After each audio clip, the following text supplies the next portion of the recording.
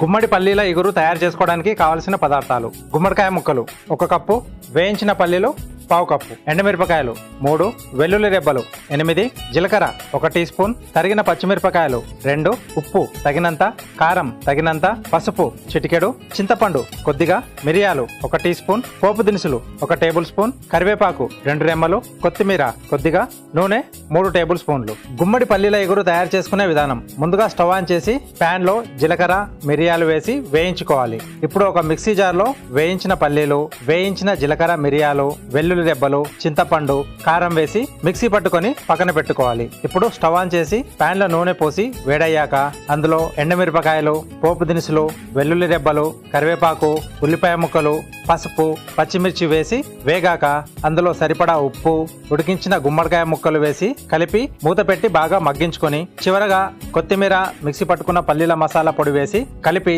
Serving బౌల్లోకి తీసుకొని పైనుండి జీలకర్ర పొడి, కొత్తిమీర వేసి సర్వ్ చేసుకుంటే గుమ్మడి పల్లీల ఇగురు రెడీ.